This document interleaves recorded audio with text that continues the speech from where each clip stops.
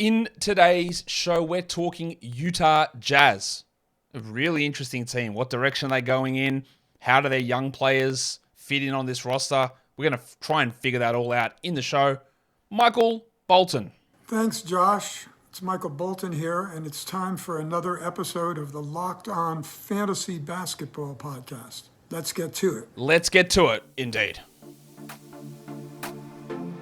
You are Locked On Fantasy Basketball, your daily fantasy basketball podcast, part of the Locked On Podcast Network.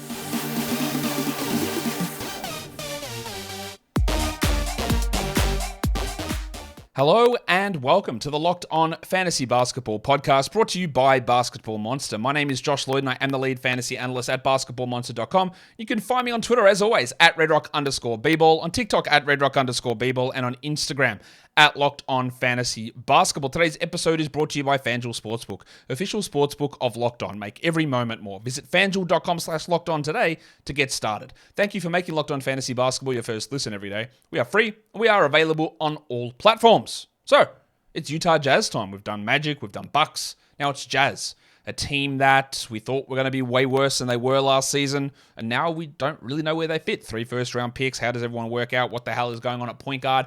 We're going to try and answer all of that with the host of the Locked On podcast.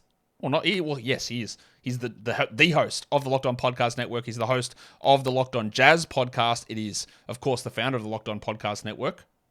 David Locke, welcome back to the show. I love this show. I actually love 29 of these shows. Yes, well, we've done 2 of them. You are number 3, so the one I don't like is this one. Why? Because you have to talk on it. No, because I use these as prep for play-by-play for the season, and then I get to the Jazz preview. It's like when I do some of the other, and then I'm like, oh, I don't want that one because that guy. Yeah, well, so now everyone else can get your knowledge on this one. You can't just siphon off everyone else's information. Right. Everyone can hear what you have to say about this Utah Jazz team, which is a really interesting team. They're in an interesting spot heading into the season. So we're just going to get straight into talking about it. We're going to start by just looking at the changes on this roster. They trade for John Collins. They draft Keontae George, Taylor Hendricks, Bryce Sensabaugh. They bring in Omer Yurtseven and Joey Hauser. And they lose Damian Jones, Rudy Gay, Udoka Azubuike, Juan Toscano Anderson, and Vernon Carey Jr. And the thing I look at with this, David, and I go, well, that is a clear, massive talent upgrade just by the comings and goings on this team. They are, without question, a better roster than they were last season. So what does that indicate in terms of what the Jazz are looking to do this season? So I think the first one is that they're not tanking or trying to be in the bottom 5 or something of that, bottom 4, whatever I guess it's bottom 3 or bottom 5 is your 2 choices in the new world. It doesn't seem as though that's the intentions of where they're starting the season. The second thing I think is really interesting about them is they have a bunch of tradable pieces if that's where they go, but they, unlike last year, they have pieces behind that, right? So let's say you trade any of the following. Like, I don't want to say who, I hate that because they have families and they have lives, but if you were to trade Taylor Horton-Tucker, Jordan Clarkson, Colin Sexton, or I don't Kelly know. Kelly Olynyk, like any of them, there's another player waiting behind them to play. Like, I think they have 13 viable rotation players on the roster to start the year if you think the rookies can play. And so then you end up, if you make a move, you're probably bringing somebody in who's ready to go. Whereas last year, by the end, after some of the moves and some of the things, you were holding on for dear life in a few of those minutes. I like to look at rosters, and there's more and more of them that do this, of whether they have 240 viable minutes or not. It's actually the first thing I look at in my preview of every team. Do they have 240, which is 48 times 5 for those who haven't figured that out. The Jazz are pretty close to 240 without playing a rookie. Yeah, no, I agree. They are. They're the 240. Everyone who listens to this show knows, David, because it's my favorite game. It's like fill the 240 because people go, this guy needs these minutes or this guy needs these minutes. I go, there's only 240 every game, right? So figure it out. Add it up to 240, and sometimes it's tough, sometimes it's easy. But you're right. It's the first way to figure out who's a contender and who's not. Yep, it is. Because if you can't fill 240, you're not a contender. What was the Lakers last year couldn't fill 240 when the year started. Well, this is the thing that is, not to get sidetracked too much, is I was looking through Boston's rotation. I think I've got 8 guys. unless they're all just playing 30 minutes each, like when they get to 9 and 10, like it's rough. Like, so I don't know what they're going to do with that. There's some interesting things happening with that team, but they are strong, and then there's nothing. And how they... Interesting. We'd have to get to the sidetrack. That is the team I got to go back and figure out. Like, I have not figured out the Kristaps Porzingis deal yet. I don't know what they're trying to do. I need someone to explain to me what they're trying to do with that deal, and then I'll hopefully understand it. It's a big change, and it's going to alter a lot of their stuff. And their roster's weird. There's no doubt about that. But we're not talking Boston. We're talking Utah here. So these are all the guys arriving. And look, a lot of people will look at this Jazz team and go, well, they didn't get a high pick. Maybe they're tanking again. But to me, as soon as they traded for John Collins, it meant that they were going to be bringing back Jordan Clarkson, which they did, which to me indicates, again, that they're not in the business of tanking here. They've got all these future picks coming, and they're hoping for some luck or mismanagement from other teams. I think that they would be happy enough to be a play-in or a playoff team, and they are not setting out this season to be bad. I would agree with that. That's kind of where I am. There's some argument. Their first-round pick is protected 1 through 10 to Oklahoma City. So if the Jazz pick 1 through 10, they get it. Otherwise, it goes to OKC. So your natural instinct to say, oh, well, the Jazz are going to try to do 1 through 10. Except for the fact that the next year it's 1 through 10 to Oklahoma City, and the year after that it's 1 through 8 to Oklahoma City, and then it becomes a second-round pick. So unless you're willing to do this for 3 more years, there's really some value to getting out from under this pick, because right now the Jazz can't trade one of their own picks until the Oklahoma City takes this pick. So there's been some people that have made the argument to me that the Jazz are actually better off being 11, 12, 13. Oklahoma City's going to be the big winner here. 15, 16, 17, let OKC get that pick, and then you're out from being encumbered by that pick, and you can move forward in any deals. Yeah, and that's a problem that's hamstrung like Portland with that protection on that pick going through to Chicago. It's like how are they able to get rid of that? Or Miami and Oklahoma City at the moment trying to deal with the Damian Lillard deal, and protections can make those picks sort of last for 3-4 years because you don't know when they're going to convey. Now, last season they had a few fake injuries. I just want to check if there's any problem with these. Markkanen and Clarkson missed the end of the season. They're fine, I'm guessing. Colin Sexton had a recurring hamstring problem all through the year. David, he should be ready to go, I'm guessing. No other issues there with him? So both Jordan and Lowry are playing for their national team. The big one on Colin was the word I heard all year last year was about that knee surgery. Was the fact that the knee surgery really was, if he got through 365 days from the surgery, that was a major stepping stone by which you became better, and your chances of maintaining health long term were there. So that hamstring injuries were there. I think a little disconcerting when you have 2 of them. But by the end of the year, I think it was that they got close enough to kind of getting him to this key moment that they may have decided, like, okay, that's enough. Let's get him to 365 days past surgery, because that was a breakthrough moment for him in regards to what your chances of recovery are.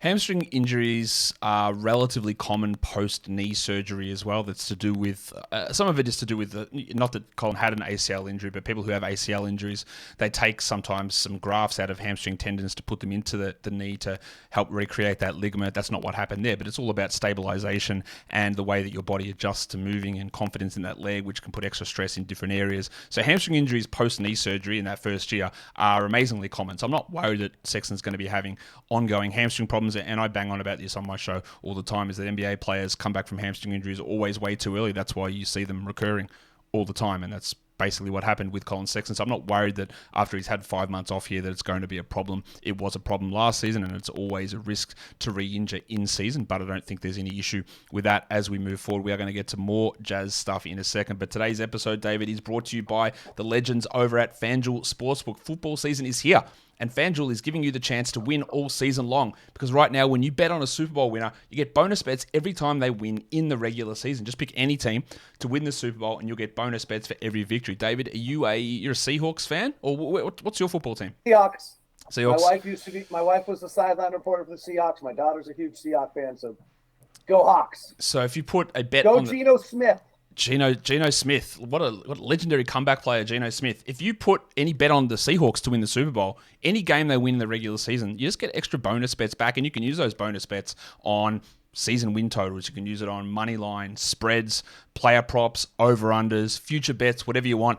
over at FanDuel. So visit FanDuel.com/lockedon now. Start earning those bonus bets with America's #1 sportsbook. That's FanDuel.com/lockedon.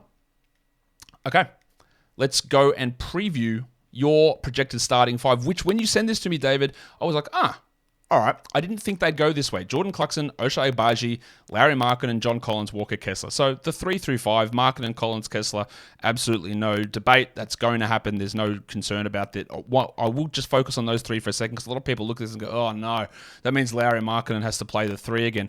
David, he played the 3 all of last season. So this is literally the same as what he did last season. It's just John Collins replacing Kelly Olynyk in the starting lineup. Yeah, I mean, that's how the Jazz played most of the year. And Kelly Olynyk could start. I think Kelly Olynyk plays backup because I think he does a lot of ball handling skills in that second unit. We called it Point Kelly last year. There was a great scene last year. We were in a hotel in Toronto right after the Mike Conley trade, and Kelly was walking through going, Point Kelly, Point Kelly, Point Kelly. He's feeling himself. He's in Toronto. He's back home. And so I think he'll play the second unit because that second unit could have Keontae George, Colin Sexton, or Taylor Norton-Tucker, and some ball handling skills from Kelly Olynyk gets really important there. I don't know who closes actually on that because Kelly could close doing some things. He's really very good as a ball handler. And the Jazz don't have a natural point guard on this roster and seem to be kind of willing to play without it. So I think Markkanen's the 3. He'll be the primary offensive source. Walker Kessler really was, I think, better than most people realize. Other than Jalen Williams was the best rookie in the NBA for the last 40 games of the season and kept getting better and better. Most guys get a bump from playing on the USA team. So I think this will really help him being on this USA team. We'll see how much time he gets behind Jaren Jackson and Bobby Portis. And then we'll see with John Collins, what version of John Collins the Jazz get. The hope here is they tap into John Collins the way they tapped into Lauri Markkanen and find some things in his game the way they found some things in Lauri Markkanen. The interesting thing with Collins is that there's a general narrative around John Collins is that his shot is completely busted and he can't shoot anymore, which, if you look at his season-long numbers, is true. But he shot 36% from 3 over the final 20 games of last season, I think it was. So maybe it's not completely dead yet. It was bad for most of last season, but he's been a good shooter in the past. He busted up his finger, and he was bad most of last season, but he did shoot well down the stretch and put up some okay shooting numbers, which... if we're going to talk about the value that Kelly Olynyk brings, he's an excellent shooter, he's an excellent passer. Now, I don't think Collins is going to be a good passer, but that if Collins can bring back some of that shooting form, now I'm just going to double check my numbers there on the shooting numbers. He shot 36% from 3 over the final 25 games of last season. So, he was able to hit 44% of his threes over the final 10 games. So that's, again, it's a small sample, but it's showing something. It's a little bit of an improvement, or it's a significant improvement in his overall numbers. What I am interested in, you talked about no point guards. The playmaking on this team is just, it's weird. They're in a weird spot. You've got Jordan Clarkson and Ochai Agbaji starting. I thought they would go with Sexton and Clarkson there. I've got no doubt that Clarkson's going to start. The Jazz are very high on Agbaji. I am not. Honestly, I just don't think he's that good, but that's fine. We'll see how it all pans out. But the Jazz are very high on him, aren't they? So 2 things. Quickly, back to Collins. I'm a believer in the nylon calculus, rule of 750. The last 753s are what you need for the indicator for your next 753s. That makes John Collins a 36% three-point shooter. His last 771 threes over the last 4 years, he comes out at 36%. So I'll take that as what I expect from John Collins this year. If Jordan Clarkson, this is just my opinion, and we'll see. Jordan Clarkson and Colin Sexton, I think, are the same.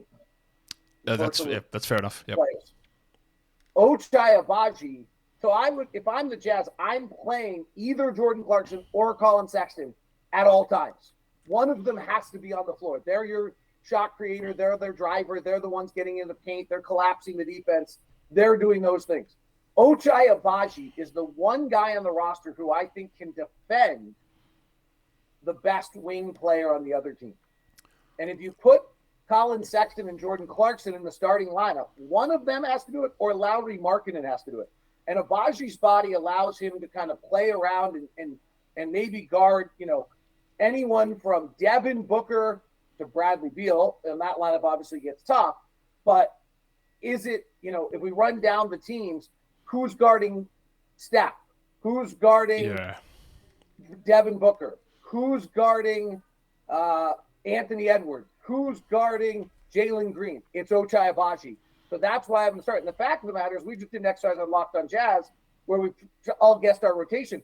I ended up having Ochai Agbaji play like 44 minutes the first time I did it. Like, I just think he's the guy that needs to be on the floor for this team because he can defend multiple places. He doesn't have to have the ball in his hands. He doesn't have to shoot. He can shoot. He's probably one of the better shooters. And so I think he ends up playing on. And I also think he's really important to their development as a franchise, as one of the key pieces. And you have your three building blocks, and then maybe John Collins, maybe Colin Sexton over time, maybe Taylor Horton-Tucker also there, and you give them the opportunity with these lineups. I didn't think about it that way, really, because you're right. Like, in terms of perimeter defense, there's not many good options on this team now. The best perimeter defender on the team is Chris Dunn, but is he even going to be a rotation player? Like, he's the other option. If you want someone to guard Devin Booker's and Steph Curry's, like, Chris Dunn is by far the best option to do that. But he literally I think might that's not play. The move. Like, if you want to start Chris Dunn with Jordan Clarkson, you could do that. Yeah. But then you run into the situation where does Sexton and Agbaji and Keyonte George, how do they all get minutes? And the answer is they probably can't in that sort of a situation. So it is a really weird spot. Like, and circles back to what we talked about at the start. Having these 13 viable rotation options means there's going to be some hard decisions that need to get made. So there are plenty of options in that backcourt. I even think there is a chance. Let me jump in a little bit there, because I think the answer to your question is I think Ochai Agbaji can slide down and play some three behind Lauri Markkanen. This is how you end up with Ochai Agbaji playing 44 minutes. Which he's not going to do. He's not. Like, he would have to be their backup three unless they're going to play Taylor Horton-Tucker some at the three as well, because I don't think Simone Fontecchio is going to be figuring too highly in their plans. But what we look at there is, I think that there is an outside chance, and you correct me if I'm wrong here, but like, we talk about the lack of pure point guards or lack of a point guard and playmaking, that if Keyonte George shows what he showed in Summer League and continues to improve through the preseason, could he be a chance to start opening night? He could be a chance. Look, they've done it before. Like, they started Donovan Mitchell really early on in his career. Not to they say that they're started the same Donovan player. Mitchell on opening night because Rodney Hood. Yeah. Right. I guess. I mean, if you go look at the history of rookie guards and what they shoot in their first year in the NBA, yeah, they suck. Whether they're not good, right? Like, and they can turn out to be great. Like, Anthony Edwards wasn't good his rookie year. Nope. It doesn't have what you shoot as a rookie year guard has almost no precursor to what you're going to be as a player. Yep. In fact, Kevin Durant, I think, shot 39% his first year in the league. LeBron James, I think, shot 39% the first year in the league. One of the best examples of that is Darius Garland, who was like atrocious. De'Aaron Fox, dreadful as rookies. Right. It's just so hard. Yeah. So I wouldn't be surprised if Keyonte George doesn't take that. Last year, at the 41st game of the year, Walker Kessler and Ochai Agbaji vaulted into the rotation. Yep. I wouldn't be surprised maybe at the 41st game. The other one I'm a little interested on is Taylor Hendricks. I think could play some three. Okay. So, like, if Walker Kessler's suddenly worthy of 30 minutes. And I think he is. Okay. And John Collins is worthy of 30 minutes. Yep. And Lauri Markkanen is worthy of 34 minutes. Yep. Right? Agree on all that. And Kelly Olynyk's worth 24 to 30 minutes. Yeah, I'd say the lower end of that, but yeah, I agree with that. Yep. If we do that, if Walker's at 32, you got an extra 16 somewhere there. Yep. If John Collins is at 32, you got an extra 16. That's 32. If Lowry's at 34, you have an extra 14. So that's 32 plus 14. That's 46 minutes.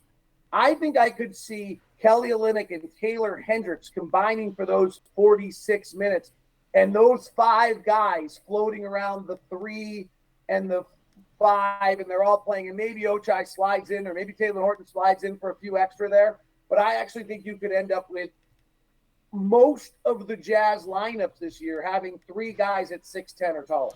Well, if there's a team that knows how to run big guys at the 3, it's the Jazz. They did all last season with Lauri Markkanen. And I think I had Hendricks really high in the draft, David. I had him at number 4 on my overall board. I just think his ability to play up at center, to shoot, to block shots, to switch, to guard on the perimeter, and also I think there is some self-creation upside. Like, I think he can play 3-3-5. I think that he is the when you look at the, say, Jabari Smith in Houston, obviously struggled with efficiency, but Hendricks can be that sort of a player who can be big and play multiple different positions, and he's got better defensive upside than what Lauri Markkanen does.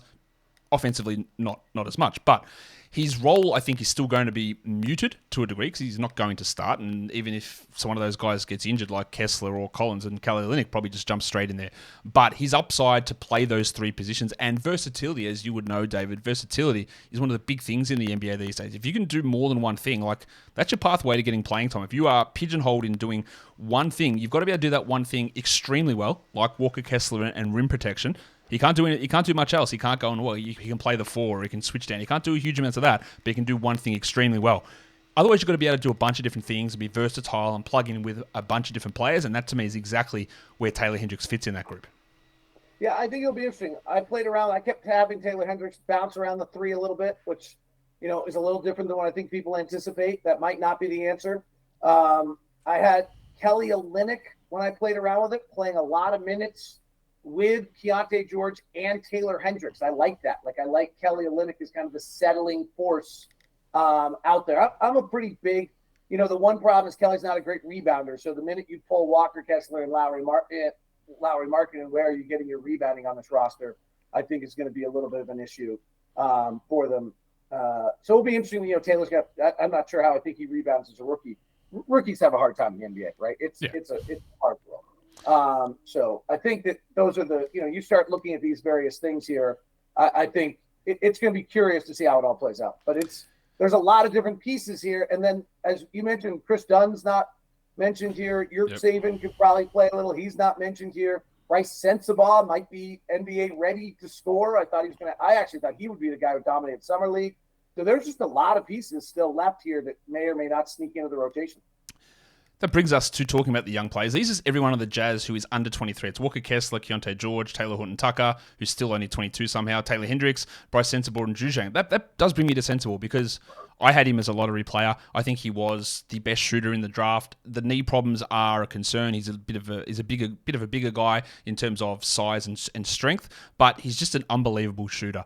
And whether it's from 2-point range or 3-point range, defense is a concern, but he's got good size. I think it's a huge steal for the Jazz, but we didn't see him in Summer League, same with Taylor Hendricks, because of the knee problem. How much of a factor is that in his slide, do you think, and how do the Jazz approaching that in terms of management plans or where he's at for his rookie season? So I can really only comment on the first thing because I don't know the Jazz plans on his management. Sorry, fantasy players. And obviously it's a concern. He missed a whole year of high school and then he misses the time here. That's not great, right? The better things if you play. I'm with you. The knee must be a real concern because I loved his college game. Yeah. And I don't like a lot of guys' college games. And I don't see a lot of I don't like college basketball watching it. I think it's hard to watch. Sensabaugh was one of the few guys who he just bounced off the screen. You're watching his game, you're like, oh, NBA. And frankly, Sensabaugh, I liked more watching on film than I liked Keontae George. Now, his film was way better. Yeah. Right, yeah. Keontae George came to camp 25 pounds lighter with a bounce and looked like a totally different player in Summer League than the guy I watched get blocked in 3 of his first 4 shots against Arkansas when he was at Baylor. So Sensabaugh, I'm with you. I loved his college tape and loved his film. And I was bummed not to see him in Summer League because he is the type of player who could just go dominate Summer League. When you got guys that aren't NBA players all the way guarding him, he would have torched them. Whether he gets those same shots off in the NBA will be super interesting. That's going to be one of the players I'm watching the most. And Ron Boone, my broadcast partner, has a phrase where they force the coach to play you. I think Sensabaugh's the guy who could force himself into the lineup. I think that's distinctly possible. When I look at this team in terms of their future, I look at George and Sensabaugh as the backcourt of the future of who's on the roster. So again, I'm not as high on Agbaji, but I do think that those two guys can really form a lot of interesting stuff. Sensabaugh with his size, his strength, his shooting, George's shiftiness and playmaking upside. I think they can work really well, and hopefully we get an opportunity to see those guys play together. But I would preach a lot of caution with Sensabaugh for this season, just coming back off the knee injury, no pressing need for him to actually play. We're heavily relying upon Bryce Sensabaugh. There's Sexton, there's Clarkson, there's Agbaji, there's a bunch of guys who can play in that role, but it is a slow burn for him. But like you, we're really high on his upside. I'm going to talk Walker Kessler in a second. What do you make of Taylor Horton-Tucker? Because he came across from the Lakers in that trade at the beginning of last season, sort of struggled early on in the year, and then when Sexton was out with a hamstring and they started shutting guys down, he did start to put up better counting stats. He played more minutes, but the problem still exists with his efficiency. He opted into his player option, which suggests that there was no real market for him in free agency. The Jazz sort of just like, he's sort of here as a piece. We're not really investing in him. How is he being viewed around the organization? Or how did you view the end of his season? Because I thought there were some good moments, but there was still a lot of the same problems, I thought.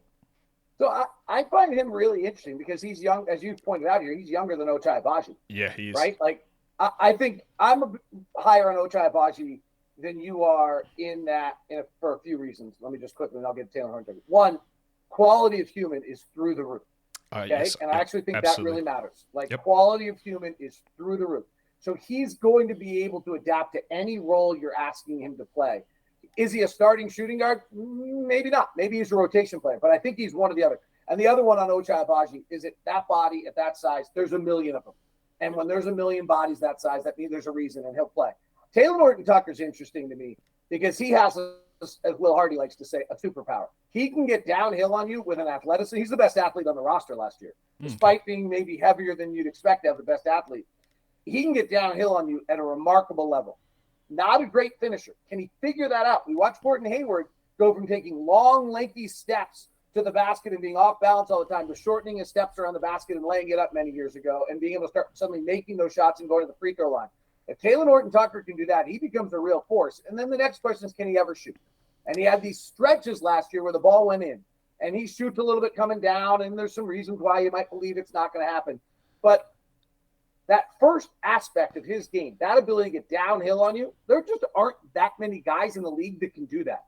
And it's really something you can't teach. So the two things Taylor Horton-Tucker needs to become is a better shooter and a better finisher. And you can't teach 7-1 arms. You can't teach strength and size. You can't teach explosion. I'm still a pretty big fan of Taylor Horton-Tucker if I'm on a franchise that's developing players because he's 22 years old and has that superpower. That's where, like, you know, Ochai Agbaji's superpower is very different. And it's not nearly as, like, unique as Taylor Horton-Tucker's. But it is, he can shoot it, he can defend, he can play with the ball in his hands a little bit. He's an incredible human. He'll be a player. But I think it's nice that you have Taylor Horton-Tucker up here at 22 years old. You talk about your bodies and your players in the league that are like Ochai Agbaji. There's nobody that's like Taylor Horton-Tucker, really. And the things you bring up about getting to the rim, like I'm losing cleaning the glass stats here, 75th percentile in the NBA of attempts at the rim, 92nd percentile in terms of short mid-range shots. So that's getting to the rim, but not quite at the rim. The problem is 17th percentile in finishing at the rim. Like, that's bad. Like, with those long arms, like, in getting there that often, like, you got to make them count. If he does, it changes everything. And, like, even if he can't shoot the three all that well, which he can't, and I don't think he's ever going to be able to, but if you're going to get to the rim, like, they've got to go in. And that's part of the issue there, because he's got all the ingredients to be able to do that. It just really hasn't come around for him yet. I've seen that taught a lot. Go back and look at Royce O'Neal. O'Neal couldn't finish at the rim for a long time. Alec Burks couldn't finish at the rim for a long time. Gordon Hayward couldn't finish at the rim for a long time. I'm just using Jazz reference points here, but I've seen this skill taught at a Donovan Mitchell, frankly, couldn't finish at the rim for the first half of his rookie year and then worked on some things to change that. So it's a skill I've seen picked up along the way. You mentioned Royce O'Neal, and that just triggered something in my head. So I just went to look now at his rim finishing number. So as a member of the Utah Jazz, right, his first season, he finished at 50%, which was 9th percentile, really bad. And then he was 91st percentile, 45th, 81st, 70th. Then he went to Brooklyn, he was 4th percentile. He just forgot how to finish. Everything just disappeared. Like, his shot, it was broken. I don't know if it was a Jazz scheme thing, but everything just disappeared. So all those improvements he made were wiped away in one season. We'll see where he ends up as we move forward. Now, here's an interesting question for you, David. You might not think it's interesting, and you'll probably say, well, they don't have to choose. But if they had to choose, is it Lauri Markkanen or Walker Kessler they build around? There's a big difference in age between the two, a big difference in overall profile. Lauri's older than a lot of these younger guys they got coming in, like Hendricks and George and Sensible are all 19. Lauri's like 26. So if it ever came to it, and it probably never will, this is just me saying, who do you think is the best prospect? Who's the guy that's going to be the important part of this team in 4 years' time? Who do you think it is? I think it's Lowry. Okay. I love Walker. I think he brings a lot of things. I think he'll have an offensive game. Lowry's like one skill away from being top 15 in the NBA. What do you think that skill is? Oh, here we go. Ability to put it on the deck and get himself his own shot and his own look late in the game. Like, the one thing, his isolation numbers were misleadingly good. They were like number one in the league for a while, but that was because he only used ISO when he knew he had it. And if you go look at the second half of the season, his isolation game is actually one of the lowest of anyone in the NBA. That's when they suddenly said, like, go ISO, like, try it. You're okay to make mistakes. You can push this. So if he can learn one or two quick dribble into something a little bit more, and I think he might be able to do it. It's hard at 7-1 to keep the dribble low enough to be able to do it. Frankly, Durant doesn't do it much because he can just get into that J. But if Lowry can add that and learn that, then he's a dramatic 25 to 28 point a game scorer. And the reason I would say he has a chance to do it is he's just never been asked to do it before. Like, the crazy thing on Lauri Markkanen is in his second year, the Chicago Bulls gave him the ball, let him do a million things to fail all the time. He ran pick and rolls, he ran ISOs, he ran handoffs. They let him fail. And then they never let him develop out of it. Then the next year, they literally, Jim Boylan changed everything, and they decided not to let him do any of it. And so this was actually the year in which a little bit, by the way, if you go back, I think it was either Evan Mobley or Jared Allen gets hurt in the second half of the season in Cleveland, and his usage goes way up, and you see signs. Like, you can go through Lowry's career. There's all these, like, things that were indicators of what just happened was possible. And so I actually think there is a chance Lowry adds that next little piece and becomes top 15 player in the NBA. What's he right now? Like top 25? Like top 15? You'd like him to be top 10 if you're going to win, right?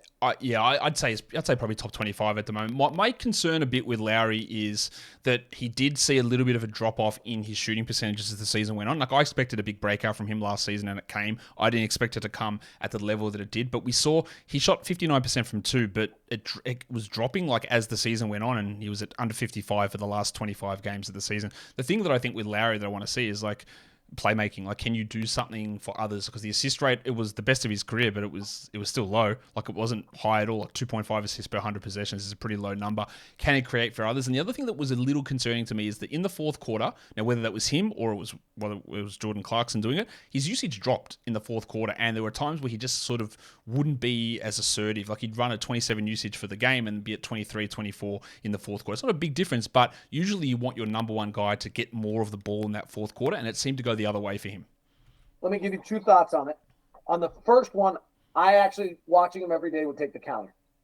Okay. Like, the most amazing thing to me about Lowry last year was that all of the moments where I expected the drop, like 20 games in the season, he's clearly our number one option, and now you're expecting every game plan's coming, you're expecting him to really start to fade. None of that happened. So the fact that some shots didn't go late, I'm not sure he was, understood the burden of what he was about to embark upon. So maybe there's a conditioning thing there, but he changed his body, was pretty good. The fourth quarter, I think that's what we're talking about. Like, that's exactly what I'm talking about. You just can't go give Lowry the ball right now at 17 feet and say, go get it. Yep. Like, he's got to come off a down screen. Will run some great stuff out of the corner on him and things like that. He's not quite at the point yet where, mid-block right, 17-foot straight up, here I come player. If he can gain that, then he vaults. He vaults in a big way. That you and I are talking about the same thing.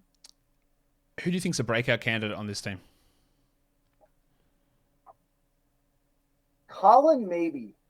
Okay. I have to be honest.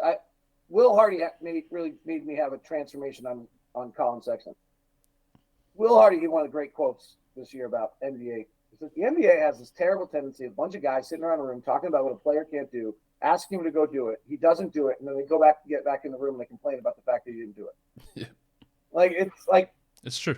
And that's a little bit of where I was with Colin Sexton. Like, he's not a point guard, he can't see the floor.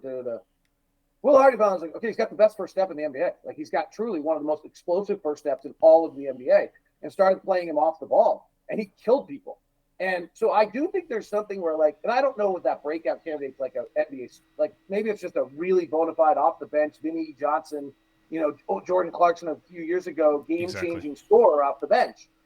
That's what I'm talking about when I think of breakout, because I'm not sure Colin Sexton's found his footing in the NBA yet. And I left last year believing much more than when the year started that Colin Sexton actually had a spot as an NBA player. I was a little bit of the guy sitting around the table complaining that Colin Sexton doesn't do this, doesn't do that, doesn't do that, watching him not do those things and then complaining about it again. So I think he's a breakout. Walker gets better just second year, though most rookies don't get better in their second year if they had a good first year. So I just think he has a continuation of the second half of the season that maybe people missed. And then I just don't believe in rookies as breakout players. So, because I just think it's too hard. It's nothing against, I think Taylor Hendricks, Bryce Sensabaugh, and Keontae George all could be really, really good. But I just think the league's too hard. It's too good.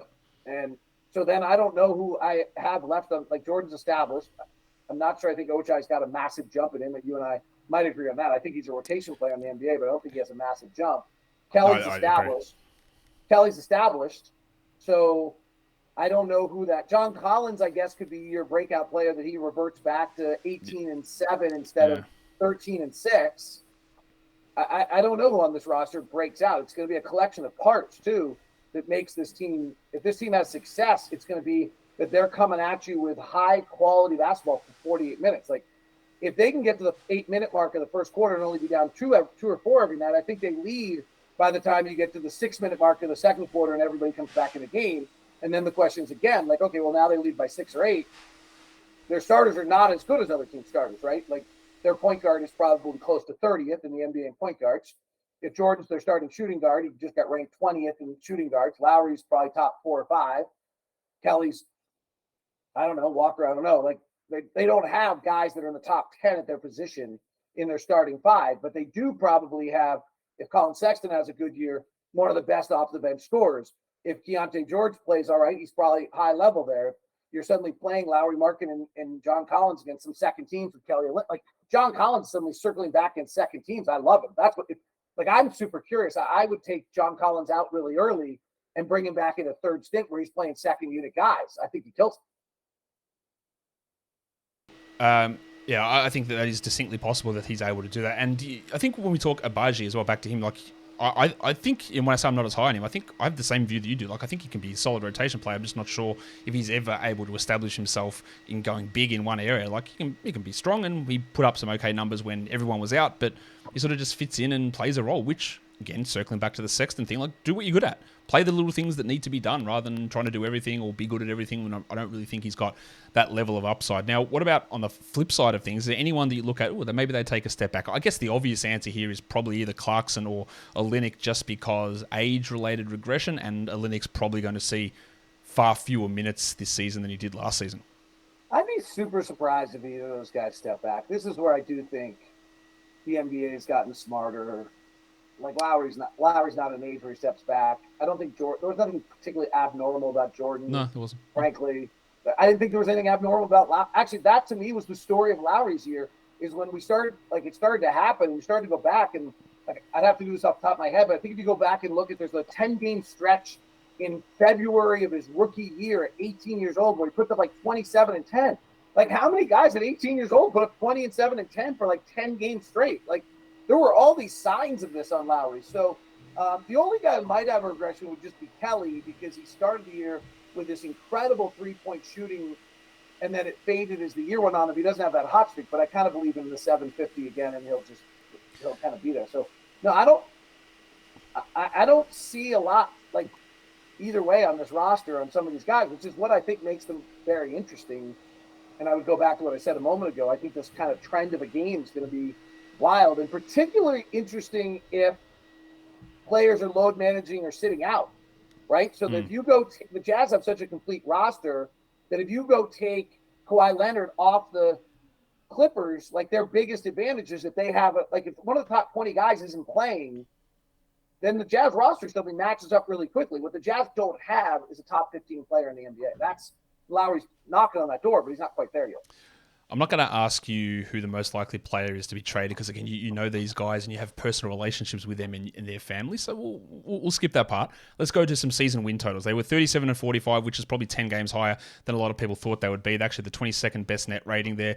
FanDuel Sportsbook win total is 35.5. Now, when I gave you this question in our email, you said, maybe it's 26, but it depends. I could go any different degree. I think they're about 30, but I wouldn't rule out that they're a play-in team next season, David.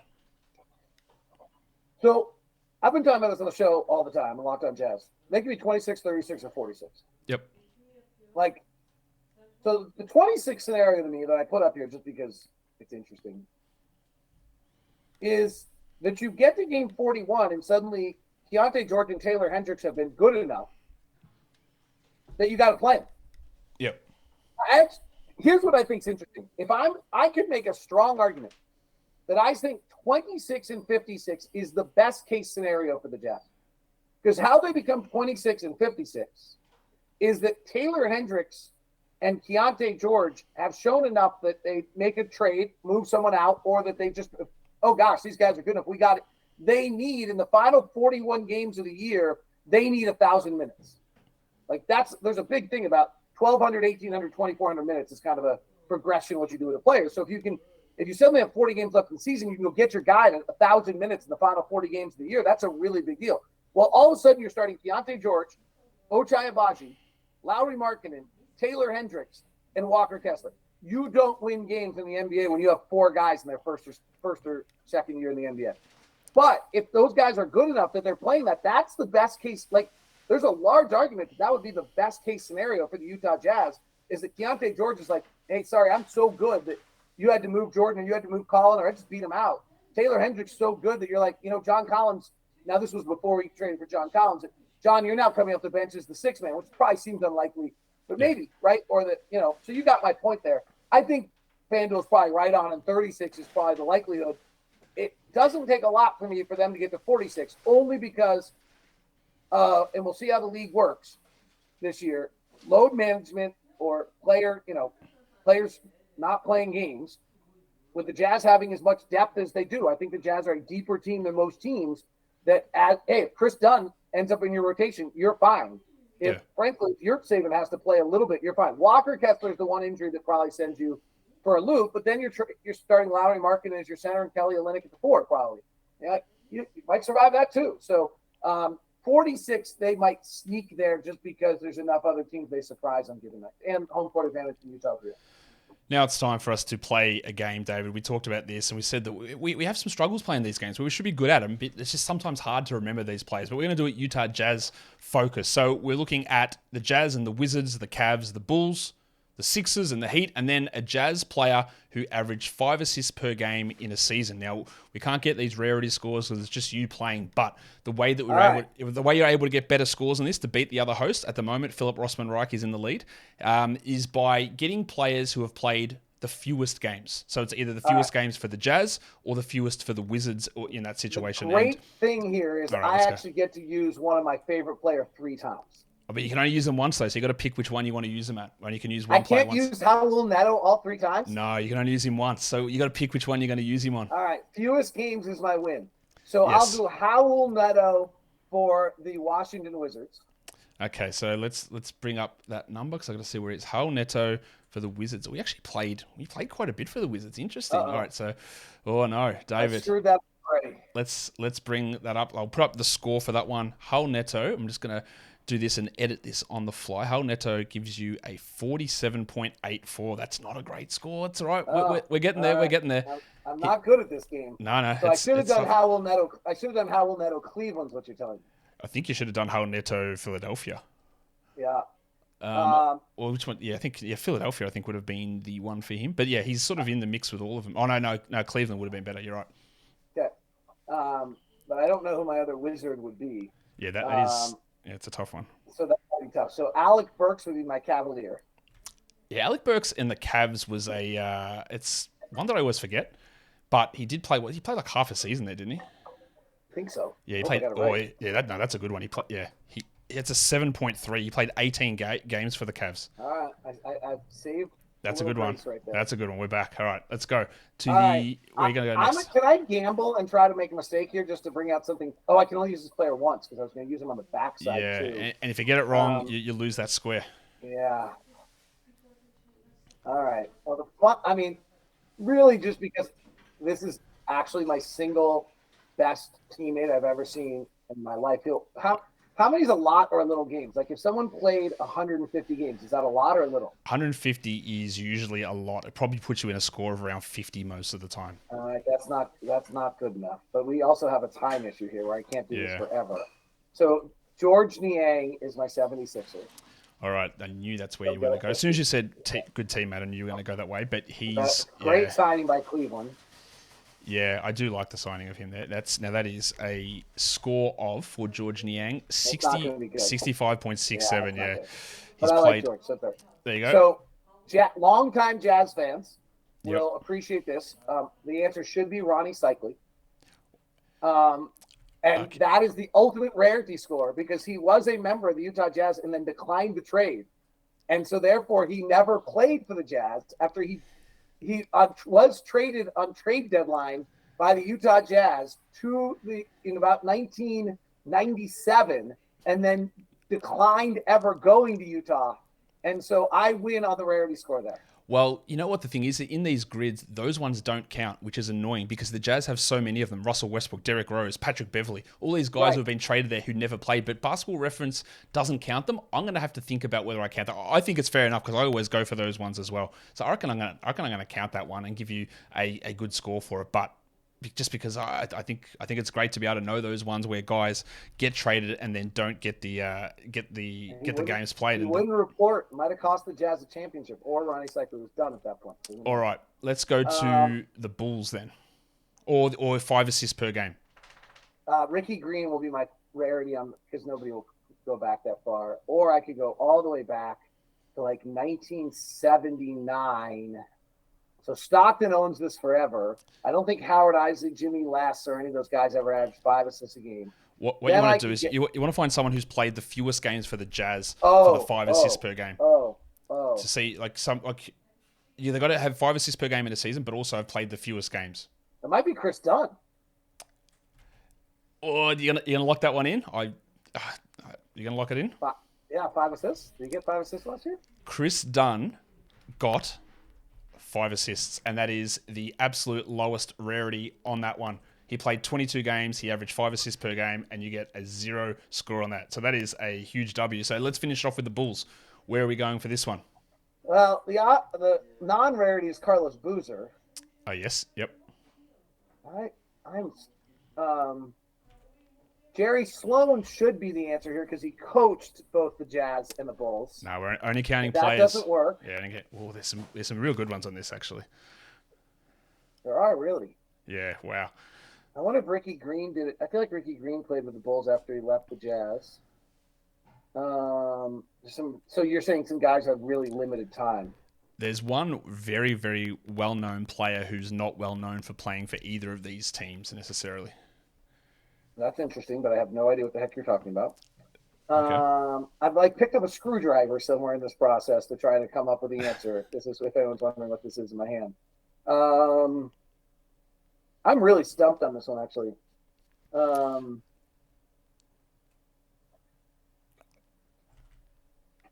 I am really stumped. I cannot get Carlos Boozer. This is why I'm not good at crosswords. This is why my family competes in the New York Times crossword puzzles, and I don't.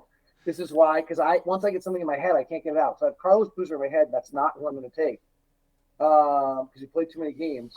I'm just trying to run through my play-by-play. Like, who have I said? Like, oh, former Jazzman, now with the Bulls.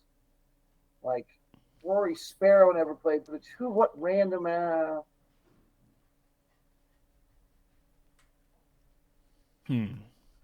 Stumped him.